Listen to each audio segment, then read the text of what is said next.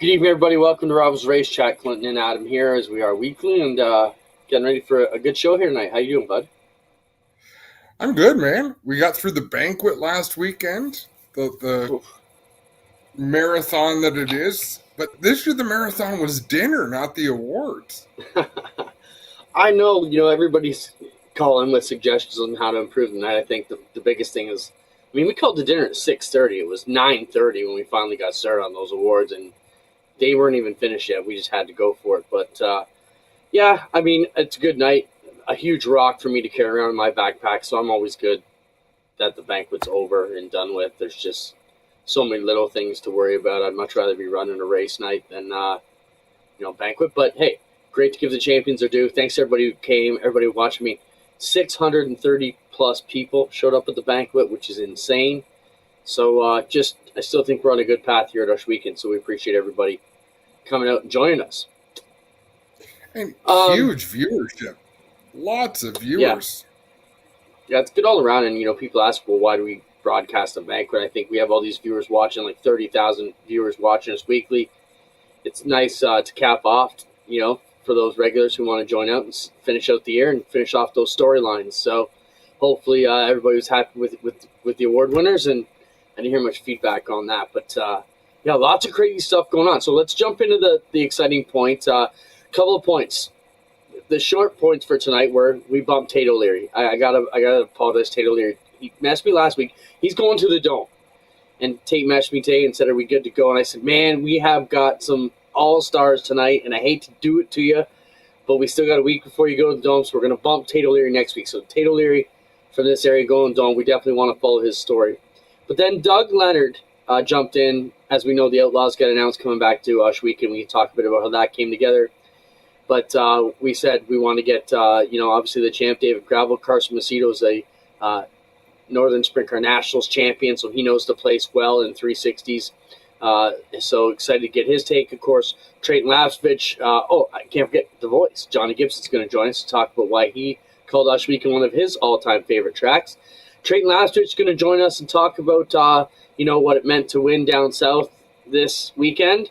And then our friend Matt Weaver, who's a great reporter right on the scene NASCAR, he got to go in to Dale Jr.'s hauler after the event, or maybe it was before, and just talk to, I think it was after, and talk to him about what it meant to be just a regular racer again. And we'll show that at the end of the show too. So action-packed show, Adam. More guests, less Clinton and Adam. That's just what this show has needed for the last 243 episodes. Yeah, for sure. So we're expecting David Gravel to join us here shortly. One thing, how the whole deal come together? Well, we've been petitioning World of Outlaws for a while to come back. At World Finals, Doug Leonard called me on the Wednesday morning and said, hey, expect a big call today. And they had a hole open up in their schedule. So instead of letting the teams go home for a week and a bit, they said, hey, let's see if we can make Ush Weekend work. Obviously not the best dates. May we don't love it. We'd much rather be in July or August, but this is a chance to get back on the schedule, get back in the rotation, and petition for a better date. So we're going to go for it Wednesday and Thursday. I'm excited, Adam. What were your initial thoughts when you heard the Outlaws are coming back? I disagree with you 100%. Yeah, It's about good. time. It's about time we drop big races at the start of the season. Like, we go through our season and there's nothing going on. There's CTMP on the May long weekend is a blast. Like, that feels really special to me. Otherwise, everything just builds up until you get to Canada Day. There's some special stuff goes on, but then later in the year, and then we call it the freaking postseason in Canada. Like, well, why do we wait until October to have special races? Do it in May. You've got all year long to save. You've got all winter long to buy yourself a damn jacket or a blanket. Come out to the races. Have a good time. Pull the kids out of school for a couple of days. They're not learning shit anyhow. Bring them to the racetrack. Great point. I will give you that credit. You have been petitioning for quite some time that we need some early season all-star events. So excited to put that on the card. I think it's going to be fantastic. Being able to come out and say Ush Weekend kicks off their 28th racing season with the World of Outlaws is astounding. We're a bit ahead of the weekend there. It's a long weekend, so hopefully you get started a little bit ahead of the game with us. Yeah, the track should not be as slick as it was the last few times Outlaws have been there. It's going to be wild. I'll tell you what, when Rolling Wheels used to have the Outlaws, I believe they used to run it in May. If I'm not mistaken, Johnny Gibson will probably remember that, but I think they always had a spring date. I think we're going to have quite a few cars, too. We have a bit of a little speed weeks going on. We're still waiting on David Gravel to join us. Doug just asked me. We haven't seen David yet. So we got David supposed to be on at 8:05, Johnny Gibson 8:15, Carson Macedo 8:25 is how it's supposed to run down here. We have a bit of a speed weeks developing here because Cornwall picked up the Sunday and high limits at Ransomville Friday, and I believe it's Utica on the Saturday. So now, if you're an outsider 410, a true old school outlaw, if you will, not in either outlaw camp or high limit camp, or whether you don't care to cross company lines, you can go out and so we could potentially have 40 cars there. I heard Jordan Poirier saying that, and look, just for our local guys, Poirier's got a 410, Steyrs has 2 of them, Howless has one. I'm sure the Hills have one in their group. I'm sure it wouldn't take much for Nanacoke to get his hands on one. So we're closing in on 6, possibly 7 local cars right there that what we would consider local Oshweekon. I mean, obviously Jordan's not local, but in this what sense, about Farnham? Farnham's got a full. So there's another one. Yeah, I think when we start looking outside the Outlaw touring box, Hoddick's got a few. DJ Christie says too. I'm sure DJ's going to be petitioning to see how these guys can all get their hands on one. So exciting, and I think I was talking to Mike Bowman right around when it came out, the announcement, and he's excited even to run it with a 360 for these guys to get in there and go at it and say they qualified. I mean, the payout is going to be, I think last place will be 1,600 Canadian with the conversion, 1,200 US for last place each night, or minimum. So it's going to be a decent paying even for the 360s if they just, I don't want to say squeak in, but what are we talking about? Oshweekon in the spring with a 410, it's going to be tough to beat. But hey, you never know what the track can produce. So excited to see how this all came about. Tickets go on sale Monday at 9 a.m. online through our website. And for those not really web savvy, we are talking about maybe one day where you can come up and purchase them in person to get ready for Christmas. This has kicked everything into gear for us, Adam. We have to really be ahead of the game now to get everything in order. It also adds a pretty cool dimension to, say, the Motorama show. Yes. You're only 6 or 8 weeks leading into an event, right? You're not promoting something that's happening 6 months in the future. You're promoting something that's pretty fresh. Bowman just sent me a message and said, steal the water truck keys and the 360s will be just fine. So, the other question, Adam, and Brian Anacoke sent me the question today. Good morning. Here's my question for Race Raps. Who will be the support classes with the Outlaws? Will they be points nights? And 3, will they be racing on Friday? Great questions. First off, we don't know. This has come together so fast. It's a decision we're going to have to make here in the next 48 hours. As far as sport classes, Outlaws have asked us not to have more than 30 cars with one sport division. So that makes it tough to bring in our mini stock, street stock, and crates. It's still something to be discussed. We're also talking, do we have a Friday race or do we just take it off? Initially, we thought we'd take it off, but, we're still in talks about that. And, we're not sure where the points nights would go. If we get the classes on, they'd be points nights, but just not sure yet, Adam. It's all come together so fast. It's not bad problems to have. Very true. Very you got true. The main course is set. We got Johnny Gibson here. Let's jump on with Johnny Gibson while we'll try and find out what happened to Carson Macedo. And if Spencer, I know you asked me earlier, will we need them individually? I said yes, but if you can find Carson Macedo and throw them on with us, all the better. John Gibson, welcome to Rivalz Race Chat. Thank you for joining us, sir. Welcome back to Canada. Your unofficial welcome here. And thanks for joining us, sir. How you doing? Guys, thanks so much for having me, and I am so psyched to get back to Oshweekon. It has been way too long, and I've been to 402 racetracks in my career. Oshweekon's in my top 5. That's amazing. And you know, we've heard this, Johnny. Give us a quick, it doesn't have to be a long version. Why? Why do you love Ohsweken so much? The racing, just pure and simple. The racing is absolutely phenomenal. It's one of those tracks where it gets slick to the cushion, it takes finesse, it takes throttle control, but it doesn't take rubber. The one thing it doesn't take is rubber. And so at one of my favorite racetracks, again, you look at the action, the 360 shows I've seen there, in addition to the World of Outlaws, NOS Energy Drink Sprint Car Series races there. It's just right up there in the top 5. You know, John, we've been working at this for a while. Obviously, COVID, you know, that put a damper on all our chances to get you guys back, and the Canadian government wasn't any fun at that point, really, to deal with. You know, what are some preparations you and maybe the teams are going to have to do differently to get ready to come to Canada? I think one of the things they're going to have to really look at is the merchandise and how they do the merchandise sales, bringing the stuff across the border. The teams, I know, have to do a lot of inventory work and make sure they've got everything in order. The paperwork needs to be done the correct way. Again, it's not necessarily easy for the teams, but I think the support we'll see from the Canadian fans and the racing we'll see on the racetrack makes it all worth it in the end.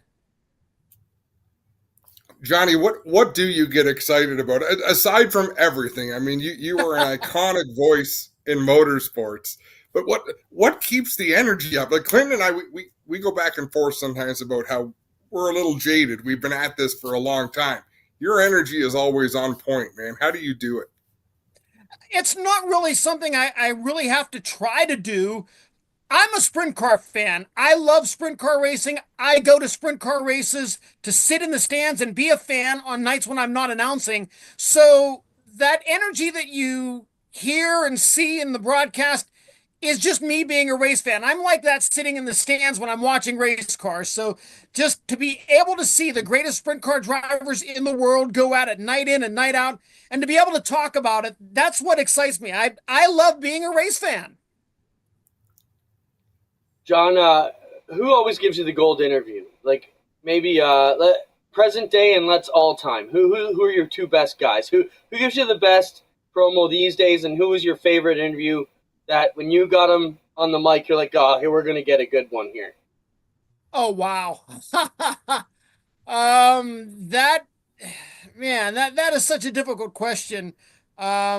You know, if you look back in the day, I actually really enjoyed talking to Mark Kinzer. I thought Mark was one of the most genuine guys, and you could ask him a question about a race, and he'd be able to talk you through it in detail. But again, I think his excitement of driving a race car carried over into the interviews when I got to talk to him in his days of World of Outlaws championships. So many guys now are so good because with the advent of social media and Dirt Vision and the race coverage now, all of the drivers have to be really good. They have to be skilled. They have to know their stuff. That's just part of what it takes to be a sprint car driver at the top level in the 21st century. What do you do in the off season, Johnny? Watch as much Pittsburgh Penguins hockey as I possibly can. Right no, on. I'm actually near Pittsburgh right now. I grew up in this area. My dad still lives here. So I come and spend a few weeks here. We'll do Thanksgiving with my dad and his side of the family here. And my girlfriend is from Kansas. So when I leave here, I'll go to Kansas and we'll do Christmas with her family there. And in the meantime, as soon as that's done, it's about time to head to Florida and get ready to start the season again. Yeah, not much downtime. You ever get tired of living in the bus, man? Do you ever want to put down roots one of these days? I don't know. It's the motorhome thing makes things really, really convenient as far as being able to have home with me wherever I go, because I do travel so much between work and then the traveling I do during the off season that it just makes things so much more convenient. Maybe someday at some point I'll have a brick and mortar house somewhere, but for right now, the motorhome is definitely the best option. Man, that's awesome. Johnny, how does it occur to you what a big deal you are? Like when you go to and I'm not blowing smoke, Johnny, but to hear people tell us, it's kind of strange because Clinton and I are announcers. So to hear people tell us, oh, we can't wait, Johnny Gibson's coming. So basically saying, screw you for the night. Johnny's coming in, and we're so pumped. But that's got to be pretty cool to travel North America as just the voice of sprint car racing. Yeah, it really is. But again, I am extremely lucky. I was in the right place at the right time when the World of Outlaws needed an announcer and kind of got in on the ground floor of broadcasting with the, back in the days of audio only and then occasional Dirt Vision video broadcasts and now Dirt Vision every night. I've just kind of grown up with the role, you might say. But again, I am just so extremely fortunate to get to do what I do. And, I can't think of any other way to describe it. Well, Johnny, we appreciate you stopping by. We're excited to get you back to Canada for 2 days in May. It's going to be awesome to get the Outlaws back. We're super pleased to make it happen. We're looking forward to it. Guys, I am, again, so psyched for this because if you look at the Outlaws' history at Ohsweken, Ohsweken's been a place where guys make their mark in sprint car racing with the World of Outlaws. You have guys like Jason Sides who won there for when he wasn't winning many World of Outlaws races. He was really good at Ohsweken. Tony Stewart winning his first race there. Stuart Friesen there. So don't be shocked if one of those 2 nights when we come to Ohsweken in May, there's an upset winner in Victory Lane. And Johnny, we're so proud of Doug Leonard, and we're glad you're bringing him back, but don't leave him. He's going with, when you leave after those 2 shows, he's going with you. I told him at the World of Outlaws banquet, Doug stepped into a very difficult role. He did it in tremendous fashion. He did it admirably. He did it fairly. And I said, maybe even one of these days I'll get used to hearing the phrase, caution lights are out. Right on. Thanks, Johnny. We'll be in touch. I'm sure we'll be having you on some promos as we lead up to it. We appreciate you helping promote this as we make the Outlaws return to Canada a huge success. Guys, anything I can do to help. And again, look forward to seeing you in May. It's going to be a blast. Thanks, Johnny. Thanks, Johnny. Johnny Gibson, the voice of the Outlaws, joining us here to talk about Ohsweken's big Outlaw Day. Doug played a big role in helping us get this and all the guests tonight, so we can't forget about Dougie. What he did, he was on with us last week, did a great job getting us our guests here tonight. Well, we've got David Gravel standing by and Carson Macedo in the wings as well. We're just about ready to jump on with the World of Outlaws champion. David Gravel recently crowned at Charlotte. Let's bring him on now. Congratulations, David, on your World of Outlaw championship. What a great season it's been. And obviously we're here to talk about the Outlaws' return to Ohsweken in Canada, because they're going to Cornwall too, which we didn't really talk about, Johnny, but we want to give Raymond some love too. Welcome, David. Yeah, thanks for having me, guys. Ohsweken is honestly one of the tracks I always look forward to going to. Just slick and wide every single time we went, and so technical. So as long as I get through the border, I'm looking forward to it. Yeah, that's always part of the question, David, is how much of a hassle is it? Like once you get across the border, you're just going to another racetrack. But how challenging is it? For me, I haven't really had any issues. When I drove the Roth car, they always inspected our stuff because I think they were flagged for some reason a year or 2 before I was with them. And other than that, it's been pretty simple and easy. But I've heard people getting pulled over the side and have to empty their trailer. But I haven't seen that yet, luckily. I can jump in there. We are dealing with Doug Leonard and myself, been dealing with the Canadian government already to get you guys registered on the list, and anything we can do to make it easier for that thing. And we have lots of series come into Canada. I think it's kind of blown out of proportion a little bit. David, why Ohsweken? What's your experience there? How do you feel about the place? What do you know about it? Yeah, I'm excited to go back. I was a young driver when I was there. I was there in the 7 car and the 83 car, and inexperienced, but I feel like now it's going to suit me really, really well. I felt like I've always been pretty good at Ohsweken, and I believe ran top 5 about every time I was there. Never challenged for a win and maybe a podium, but wide racy track. And in Cornwall, we were there with the All-Stars or the Outlaws last. Ohsweken would have been the Outlaws. I'm not sure when you would have been at Cornwall last. Yeah, Cornwall, I swear I was there, and it might have been with the All-Stars one time. Is that a small track, fairly small with just a front stretch wall and like no walls around anywhere else? Yep. Yeah, high bank. It's a little fishbowl. Yeah, I was there, and maybe it was the All-Stars, maybe it was the Outlaws, but I'm pretty sure with the Outlaws, we always went to Autodrome Drummond, Autodrome Granby, and Oswego. So talk about the season that was, and is there anything you left on the table this year, David? Is a pretty damn good year.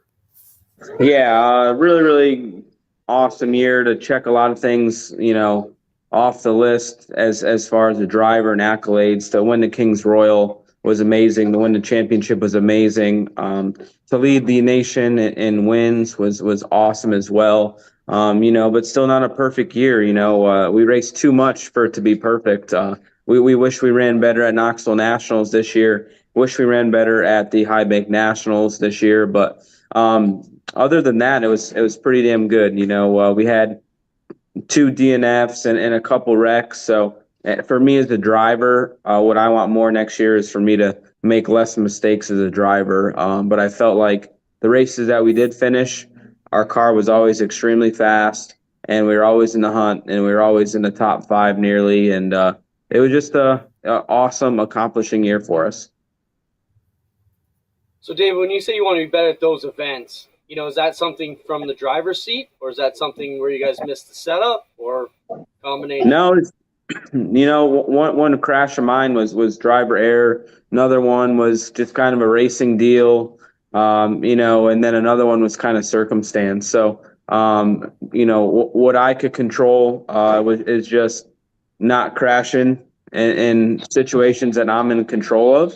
Sometimes there's situations that you're not in control of, and you're going to crash. You know what I mean? But I think you always try to race around good guys, and that's, qualifying, putting yourself in good position and starting in the top 10 and not starting 20th. I don't know if you remember at Lincoln at the end of the year, I started really deep in the field. There was a wreck in front of me, got involved in it, had to go to the work area. So when you put yourself in those positions, your chances of having something happen is way higher. Speaking of being put in positions, when you guys come up to, say, New York State, come up to Canada, you're mixed in with certain 360 sprint car racers and probably a lot of drivers that you're not real familiar with. How challenging is it to be out there on the track with people that you haven't run a lot of laps with? You don't know what they're going to do. Yeah, excuse me, that's pretty rare nowadays. I feel like our car counts are always so high that usually it weeds out the guys that maybe have no idea who they are, or maybe shouldn't be in the race. But say at Weedsport, it's so damn slick there that you only need a 360. You don't need a 410. So it gives guys way more opportunities with less equipment to make the shows or put themselves in the ball game. So I think like this year at Weedsport, there's 4 or 5 guys I have no idea who they are. Like one that sticks in my mind is just a great name is Danny Peebles. Like that's such a unique name, a guy that I have no idea his background, but guys like Danny Varon and obviously the 99 car and Stuart Friesen, so Larry White so as well. So I feel like it always throws a curveball, and I feel like we dealt with that a lot when we ran the All-Stars, because we ran a lot in New York. I feel like I've been to about every track in New York just because the All-Stars bounced around so much over the years. So, it's just part of it. And, you're just definitely more cautious around people that you don't race with. Last one I got for you, David. We're looking forward to getting you up here in May. But, very short off season and a grueling racing season.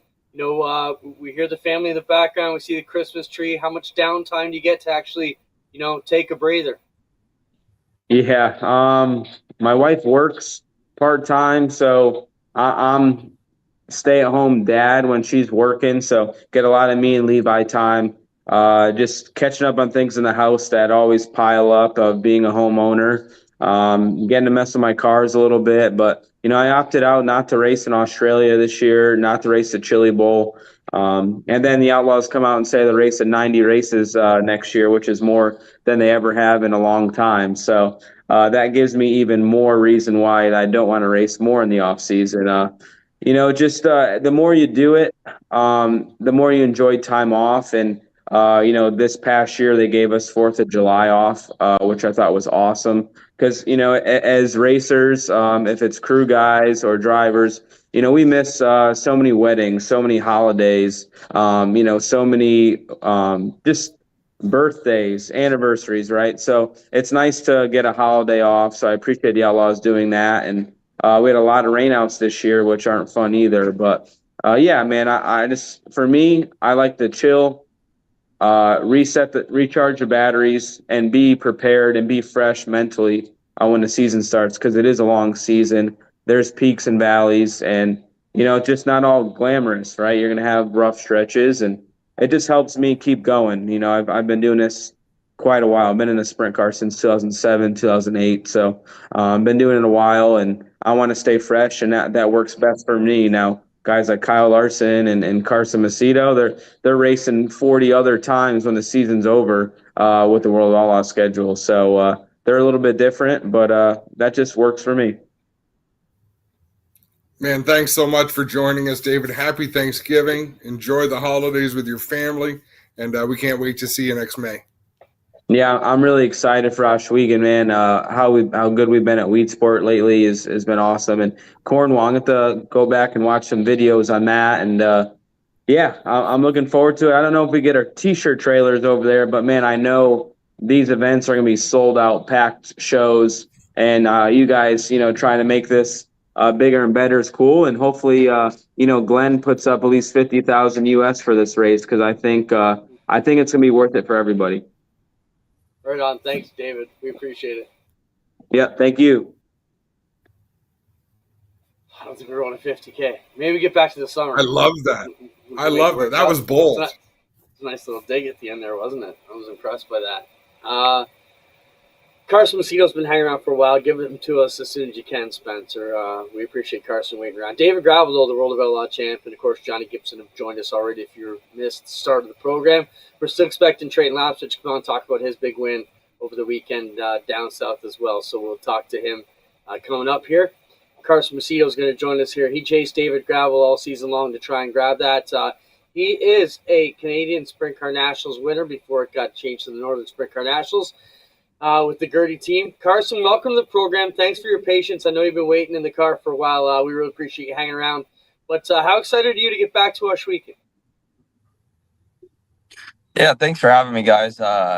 Just that time of year, Thanksgiving, all those family festivity times. So we're actually headed to a little Thanksgiving party. I've been racing some midgets out here on the West Coast with the Dyson family. So my fiance and the Dysons were all in the car headed somewhere to go hang out with some friends and family. So, I'm excited to, I was surprised. I had no idea that Oswego was going to be back on the schedule. I had seen and heard some rumors that we were going to go to some new places, but hadn't seen anything official come out. But when, we got the email with the tentative schedule that we were going back to Oswego, I was excited. It's a long haul for a lot of our teams, and, we haven't done it in a few years, so I'm sure there's going to be a lot of hype. And obviously you guys doing this show and pumping it up and giving it more awareness is going to make it bigger and better as well. So I haven't been over there in a long time. Like you said, I think I ran the Canadian Nationals back in 2017 with Joe Gertie, and I think I ran it one time prior to that with Trey Hoddick in 2016. So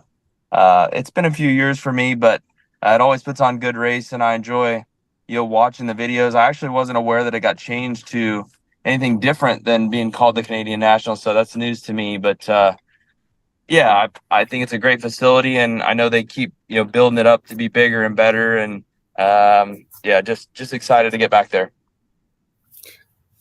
Carson, David was talking about how he likes his downtime after the season. He sort of shut down his racing program. Here you are winning races on the West Coast. Talk about how valuable it is to you to get in the seat as much as you can. Yeah, I just think repetition builds, a better confidence in behind the wheel, and just a better confidence as a race car driver. So I try to get in as much repetition as I can.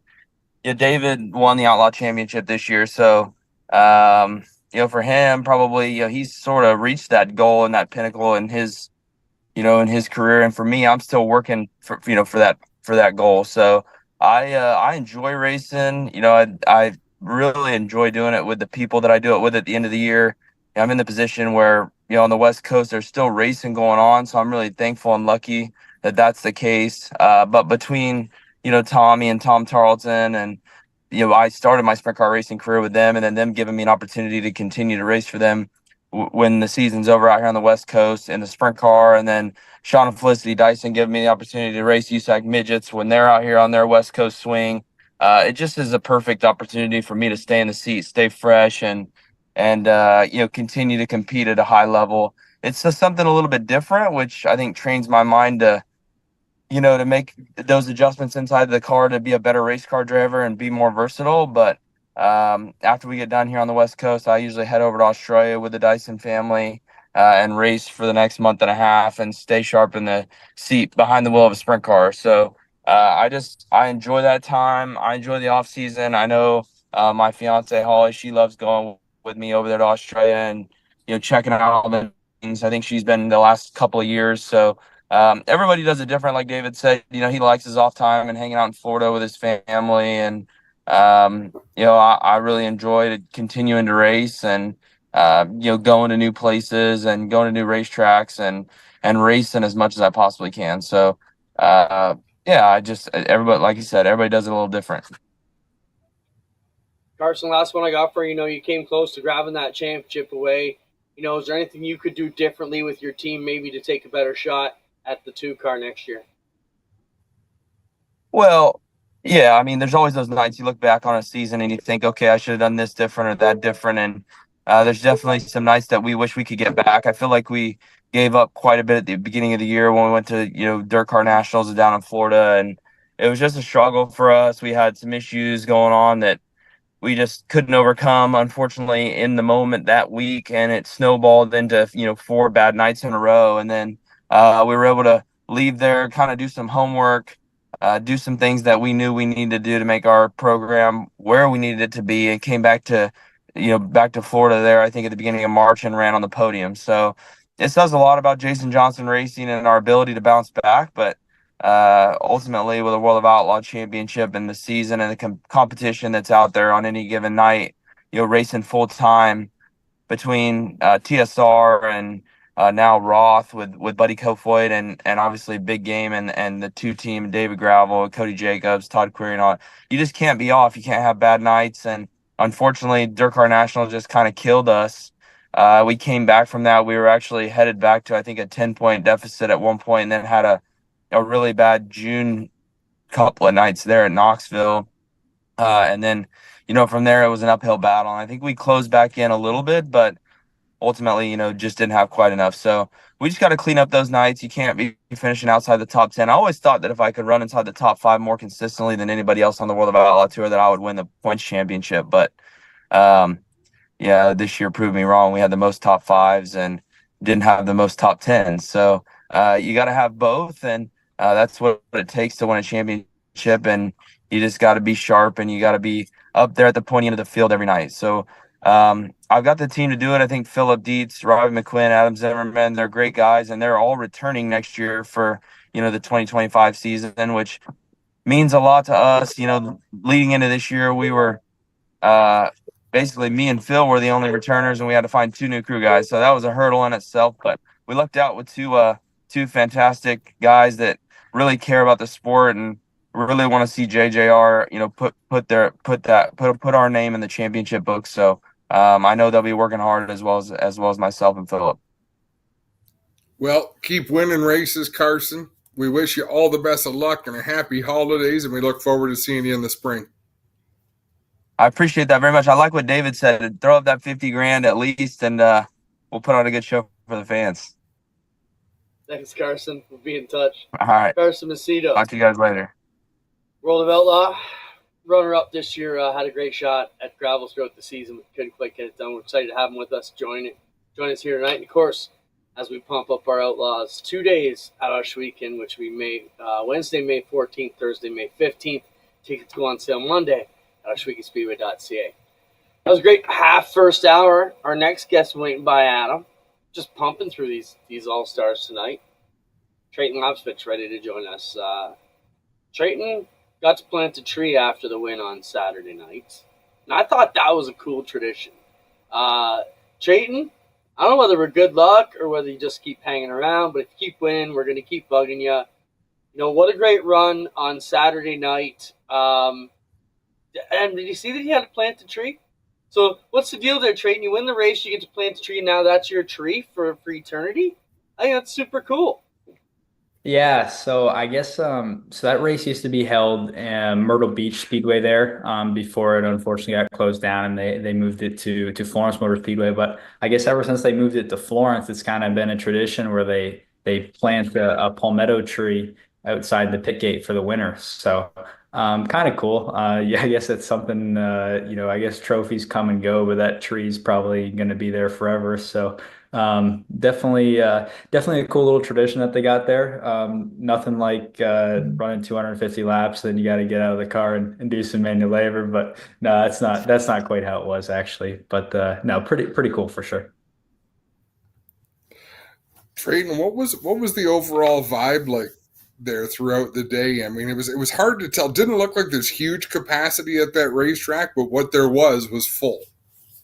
Yeah, no, it was pretty cool. Definitely got to thank Dale Jr. for coming to race with us. It definitely brings a big a lot of visibility to the short track grassroots racing into Florence Speedway there. I think they said there was people lining up outside the pit gate at 8 a.m. or sorry, the grandstand side at 8 a.m. I know they posted they were sold out at 3 p.m. So the place was packed, and obviously a lot of people in red shirts, but still really cool just to have that fan base there and be able to race in front of a sold out crowd like that. I know it was streamed on Flow too, and I'm sure there was a lot of people there. I think they crashed the website. There were so many people watching, so definitely pretty cool. It was a cool atmosphere. You kind of do. Figure out right when you walk in the gate how special that race is and how much it means to a lot of people. Watching videos of your brothers there, how cool is it to get it done? Both brothers hanging around, the whole family's in town, and to be one of the best, it's got to be amazing. Yeah, it was. I wish. I think Junior had a fuel pump go, so that was unfortunate for sure. But I really wish that we got to battle it out to the end. I feel like around halfway we kind of knew that we were racing the 8 car. It was kind of me and him, and it was gonna be pretty much who could save the most and who could make their way through traffic the best at the end of the race. But I think our pace was pretty good. I heard Dale's radio. Someone was scanning his radio and they were saying he thought our pace was too fast the second half of the race, and I felt like I was just going 50% at that time. So I think it was going to be a good race for sure. I think we had a lot left in the tank that we could have deployed if we needed to at the end there. Treyten, how does that work? You weren't that good in time trials. Dale Jr. was terrible in time trials. But when it comes time to make the money, you guys are heads and tail above the rest of the field. Yeah, I think a lot of it's got to do with the track. So it's a really abrasive surface. So it wears out tires really, really quick. So really, necessarily how your car is going to handle the first 5 laps at Florence isn't going to be how your car is going to handle for 125 laps, which is how far we were going on tires.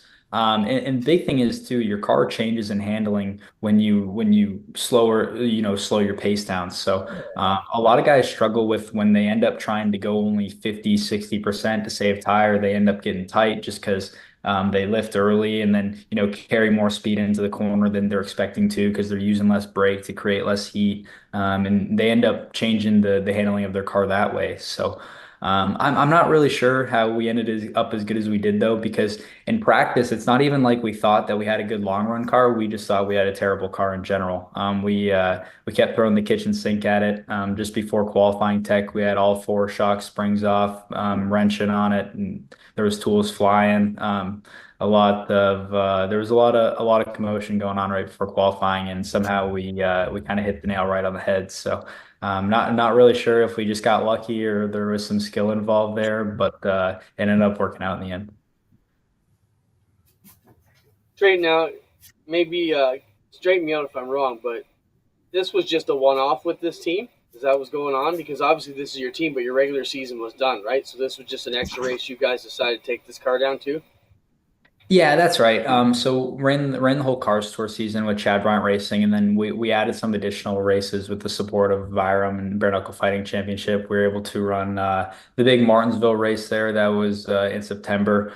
We ran Florence, obviously.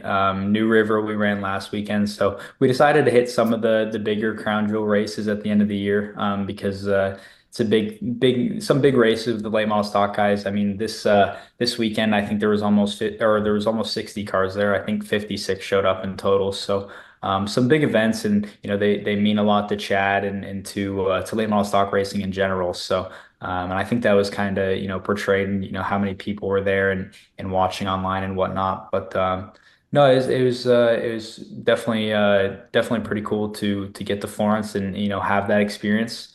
That's one that means a lot to Chad, and that was his third win out of 5 races that were held there. So definitely a pretty good record he's got going on there. Treyten, I don't think you'll be offended when I say that you weren't the driver people wanted to see win that race on Saturday night. Was there much cheering going on when you got out of the car?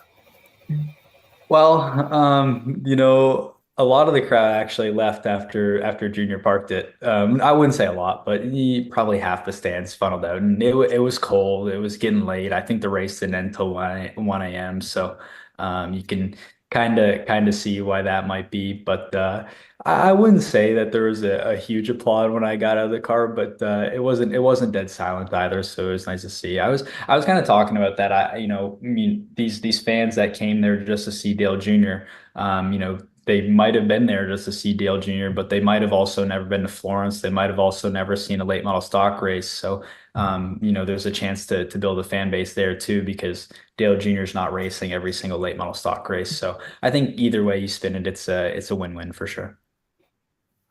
Treyten, we want to keep too long because after you win the Derby, we're going to need you back, okay? So let's talk about that. Maybe a good chance to talk about your Derby effort. We talked about your brothers. Tell us kind of what car you're taking, what team you're going with, how that's all going to look in the next couple weeks. Yeah, so we're taking our WMI chassis with my family team here. It's a car we built just 3 weeks before the Derby last year, and we took it to the Derby. We took it to New Smyrna, took it to Berlin earlier this year, and so the Derby is going to be the next one on it. Pretty excited to get down there. I felt like last year was a really good learning experience for me. For my first race, or my first time at the Derby, my first time in a super late model, and our team's first time running a super late model too. So we were able to pick up a decent notebook that we're able to build on this year. It's kind of nice that we're not focused on building a car in 3 weeks, and we can actually improve upon it and make sure we got everything ironed out. It's also gonna be nice. We're headed down there on Thursday. We're gonna be able to test this weekend, and kind of get some laps in before all the festivities start the following week. Treyten, as always, thanks for making time for us. We appreciate it. Congratulations. Your interview in Victory Lane was phenomenal. Your interview with Matt Weaver a little bit later on was fantastic. You're just doing a great job and killing it, and we wish you nothing but more success. Thanks, guys. Thanks for having me. Appreciate it. On Treyten Lapcevich getting it done at Florence Speedway on the weekend. And, we were talking to him. Yeah, I got to plan to take him outside the pit gate, which is cool. Part of the Victory Lane, they planted a tree. They had pickled pig's feet, and Treyten slapped it into the hole and buried it with trees. Like, I'm not eating that. Can't say I blame you. Threw a hard hat on because safety first, and planted a tree. Wow, what a show. So far we've had David Gravel, Carson Macedo, Johnny Gibson, and Treyten Lapcevich. But time to jump in. We are going to end off with Matt Weaver's interview with Dale Jr. We did talk to, or he talked to Doug Barnes as well. Second place on the night. We'll get his interview as well. Should we do that now? We still have to get our Burger Barn Bit of the Weekend. We'll end with the Dale Jr. interview because it's a bit longer. Yeah. I enjoy Matt Weaver because he's one of us as well, right? He's a huge race fan. Dale Jr. is such a gift to the short track racing world and to honoring history, and I just think it's so cool to see what he's doing for all of us. When I say all of us, I mean those of us who were born into racing, grew up around racing. Obviously, there's not a whole lot more parallels between us and Dale Earnhardt Jr., but his dad was a race car driver. Clint, your dad was a race car driver. My dad was involved in the sport. You know what I mean? Like people that just come from it, were raised on it, but want to embrace where we've been, where we're going, and never forget the history. Yeah, I know. I get it. And the fact that he is a massive star coming back is great. We need to see a bit more of that. We'll hear from Dale Jr. coming up with Matt Weaver. Matt was in his trailer. Let's jump into our videos of the week. It's brought to you by Burger Barn, which is not in Caledonia. It's in Six Nations. Six Nations, right there on Fourth Line. Ryan Nanicoke yells at me every week about it. Stop in, get some good gas there, Travel Plus, or some awesome food at Burger Barn. And let's jump into our Burger Barn videos of the week. I think we got a bunch of them tonight, and I don't know what order they're in. Let's just have some fun. Here we go.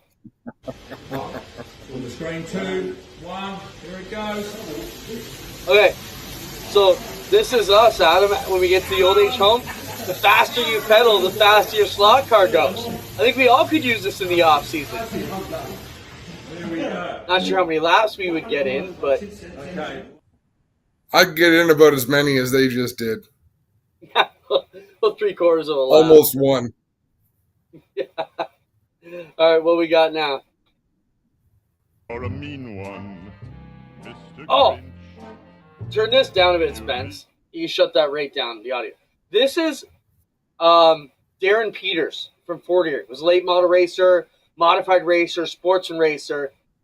He's got a big construction company in town. This is what they did for the community. I think this is awesome. Peters Construction, big round of applause. Check this out. This is the Grinchmobile, but wait till you see Santa and what they got coming down and what they've done here with some big hydraulic machinery, 9 volunteer reindeer, and Santa. But this rig is amazing. I mean, this is awesome to see our racers get back to the community like this. What do you think of this, Adam? That's so sick. Unbelievable. Right? Goes up and down like they're flying. Amazing. I thought this was super cool. Good on you, Darren, and your staff, and anybody who else is behind that. I thought that was super kick-ass. What else we got? Oh, this is the Jaguar XJ220 series. I think it was like an IROC, Adam. These are super cars. They had a 12-race series. By the end of it, they realized they were wasting way too many millions in cars. Do you remember the XJ220? I'd be lying if I said I did. Yeah, you're too young. These are like Jaguar supercars that I would have drooled over when I was 10 years old. I thought it was cool because I remember that car. You know, pretty wild though. The stuff we come across. I gotta find out what an XJ220 be worth these days. Yeah, Darren and Jordan Peters were the racers behind that. What else we got? Oh, just Vegas Formula 1. Look at the sphere. Isn't this super cool? Like, I didn't understand the scheduling of that race. At 1 in the morning? Yeah, but even at 10 p.m. local time. They want it under the lights. Just the magic of Vegas. You need the lights. You need the sphere. You need the neon. What do you got, Spencer? Dude, it gets dark at 5 o'clock. What's that, Spencer? Oh, They can't close the roads until certain times. It's Las Vegas. They can do whatever the hell they want. Yeah, but sometimes you got all these other events. Remember, they got events going on. It's Convention City. So someone books a big deal. Next thing you know, roads are blocked off. I think I might have sent one of these videos. Might be how they blocked off the road and people just keep riding the escalator to try and get a view. Let's keep rolling through it, Spencer. I'm just magic by the Sphere. I love the Sphere. I think it's cool that it just watches the race go by all night. I love it. I need a Sphere in the infield at Ush Weekend. Keep them coming, Spence. Professional escalator riders have taken. Oh, here's the escalator.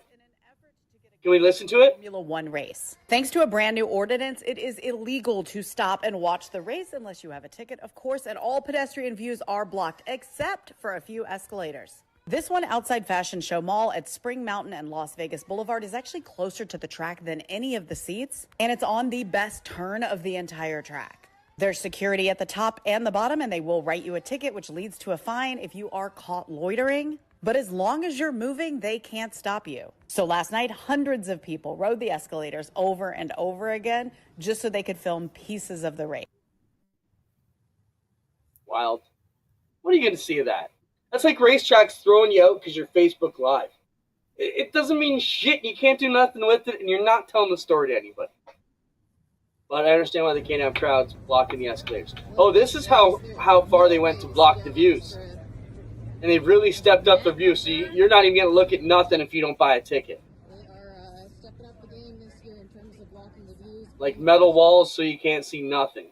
Pretty crazy. I wonder what the attendance numbers were like this year. And Doug Leonard texted me to say that they needed to cater to European TV times. That makes sense because it would have been first thing in the morning in Europe.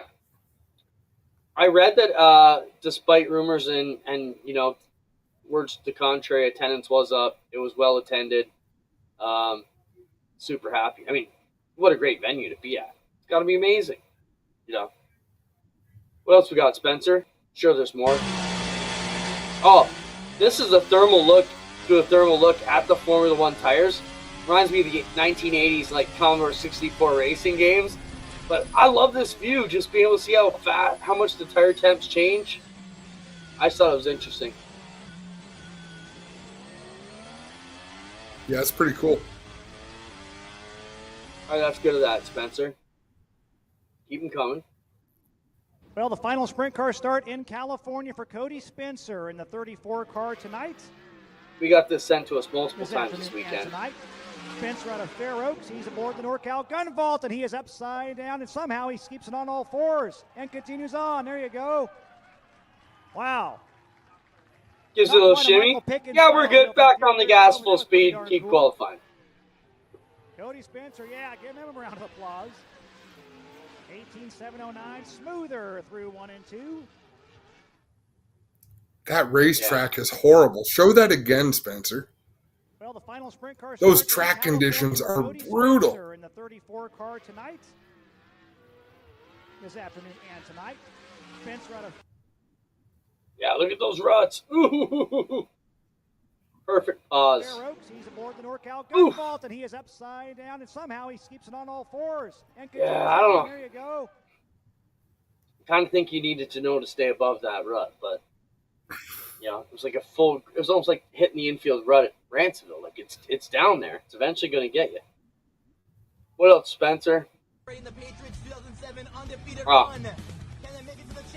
So to watch these stupid things, how boring do you have to be to have a whole look? He's sponsored by Bet Online, and this is the tuna cans trying to take the champion. So stupid.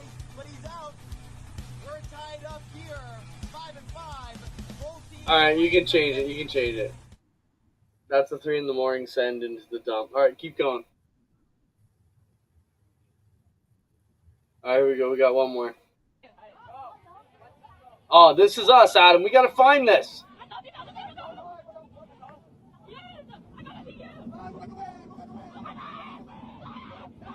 It's got to be sped up a bit, right, Spencer? Come on. Listen to the screaming. Oh, she's in the fence. We got a pileup.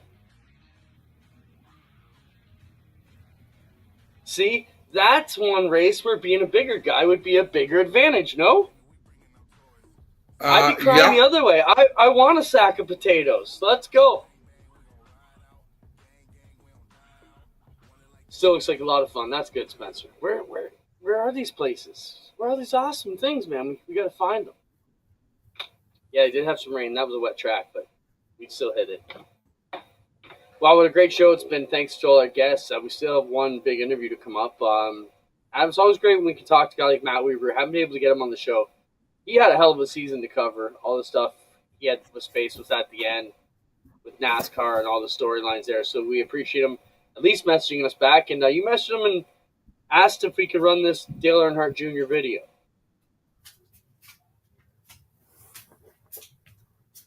Yes? Adam, you want the Doug Barnes interview? It doesn't matter. We can just show Dale Jr. We're tight on time.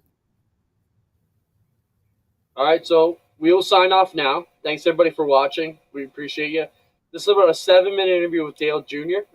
Great, just way the short track scene goes. We appreciate him talking to Matt Weaver. Appreciate Matt giving it up to us. Anything else you want to say before we head out, Adam?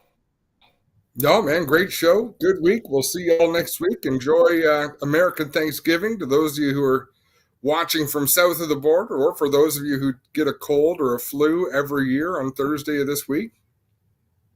Yep, for sure. Everybody stay safe. Getting ready. Big football day Thursday, too, even if you're Canadian. So we appreciate that.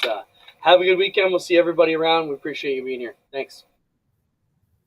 Here with Dale Jr., obviously. Man, what are you feeling? Because I imagine there's got to be a lot of conflicting emotions, right? Yeah. Well, honestly, after qualifying, I just hope to have something to be happy about, and how have some kind of a run that was beneficial. And I was thinking, man, if we could just finish in the top 10, I'd be pretty happy about that. I was thinking in that first half I needed to try to find myself in the top 20 or the top 15 to give myself a chance.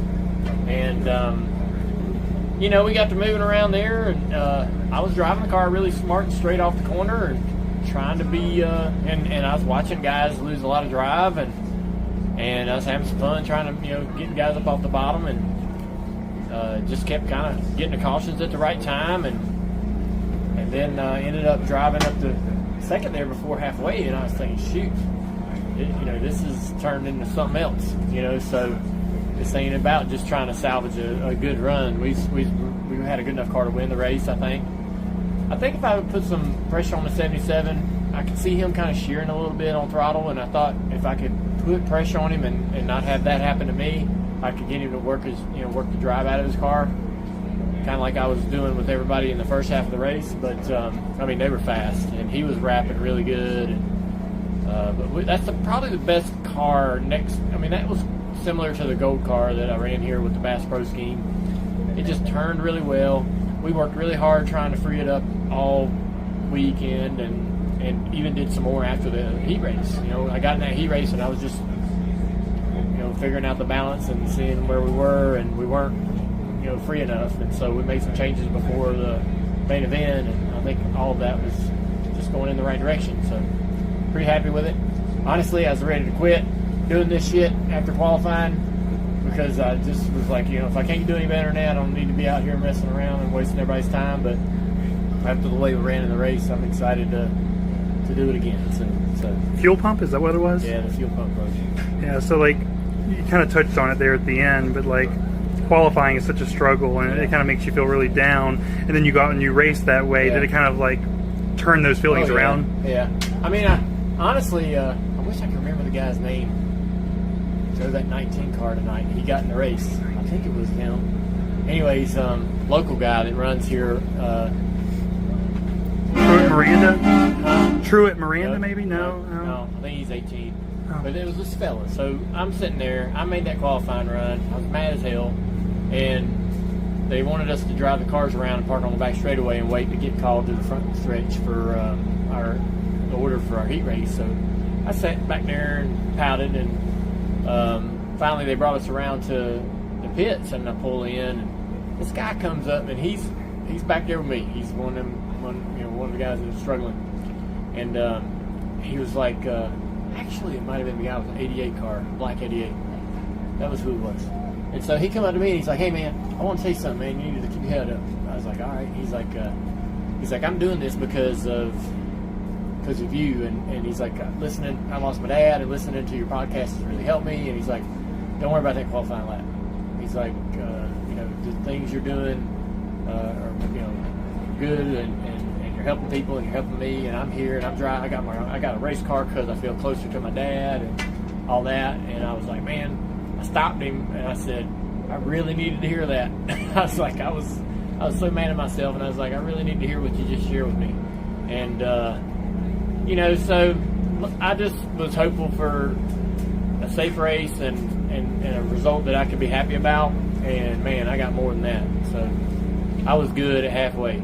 Like everything that we had done to drive up through the field and show that we had the speed, I was really happy with that. But just gonna see what happened. Just never really got the chance with that fuel pump issue, but we'll try again.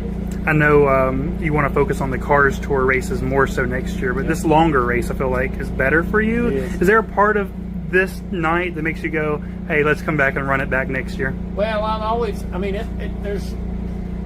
don't have it on the schedule right now, and but it's always an opportunity. Or if we get through the year and things are good and it works for my family, and it's got to fit into every part of my life.